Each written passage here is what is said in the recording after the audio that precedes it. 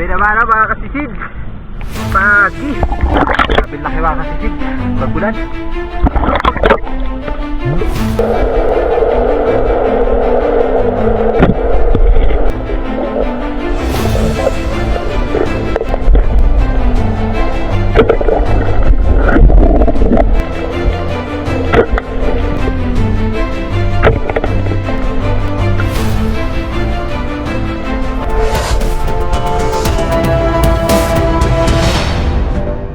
Ayun, medyo malabo yung ating pamamana mga kasisid. Pero subukan na rin natin sakali tayong makahuli ng mga pang-ulam.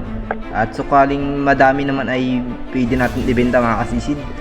At eto mga kasisid, tayo medyo lalaot sana ng pwesto. At dito may nadaanan tayo isang pagi. Ayan, bali napakasarap nito mga kasisid sa mga ginataan. So huhuli tayo nito mga kasisid dahil maggagata tayo kinabukasan. So ito yung first target natin mga kasisid. Bali, ingat tayo mga kasisid sa mga ganito dahil napakalala po ng tinik nito. Ayan, bali tibo mga kasisid kung tawagin sa amin. Napakasakit po makatinik. Talagang magmamaga. So, ito yung unang binamano natin sa pamamana natin mga kasisid.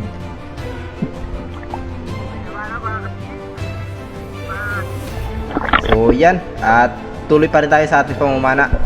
At ito mga kasisid, isa namang kanuping na nagayantay. So ayun, sapul. So ito yung unang nating isda mga kasisid. Yan, napakasarap nito sa mga prito. At dito mga kasisid, ayun, napakalaki mga kasisid. Tingnan nyo mabuti, ayun talaga namang papanain sana natin pero yun.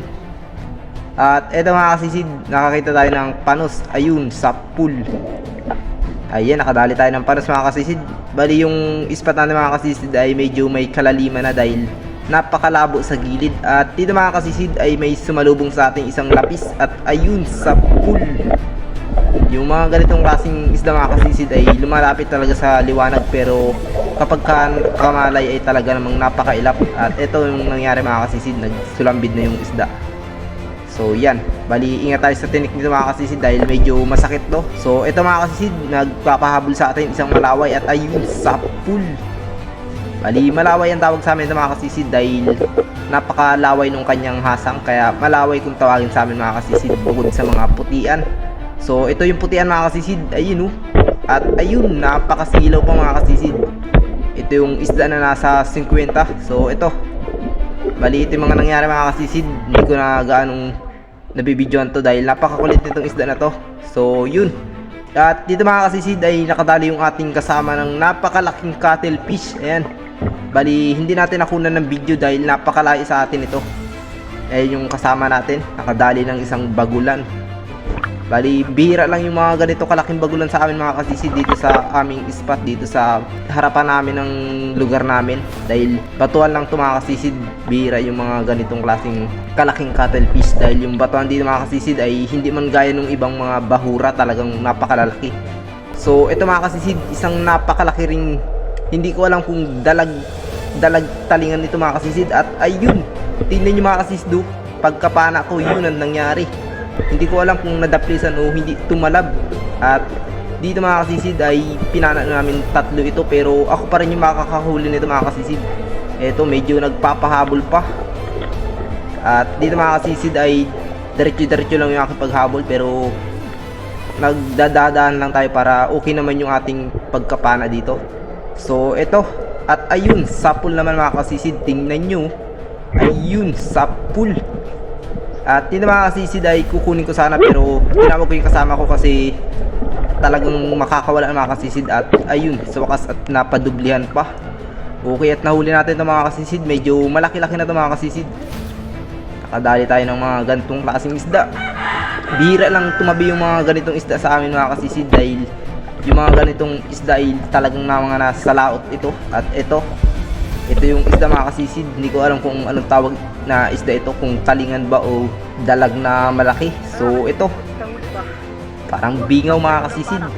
Medyo mapula yung kanyang kulay. Sa mga ganitong klaseng isda mga kasisid, ang pagkakalang ko ay talagang lumalaki ng tubo to. So ito, nakadali tayo ng medyo malaki-laki.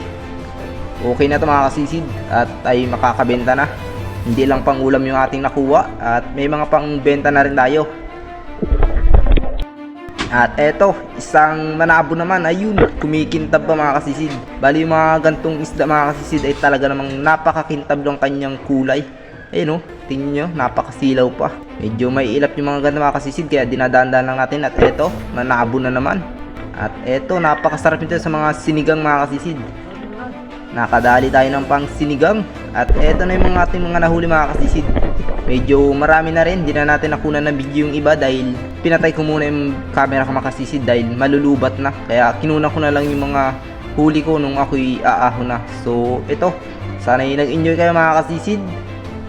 Medyo maigsi yung ating video mga kasisid dahil napakalayo ng ating nilangoy, pero yung mga isda ay mga madadalang. Pero okay naman yung ating mga nahuli mga kasisid. So ito yon, meron yung kasama nating bagulan na nakadali.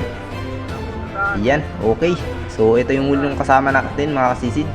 At ito naman yung akin mga kasisid. Okay na to. May mga pambenta na tayo. So bali yung huli namin mga kasisid ay pagsasamahin namin. So yan lang mga kasisid. Dagan dito lang yung ating video. Maraming salamat po sa inyong suporta mga kasisid. So yun lang.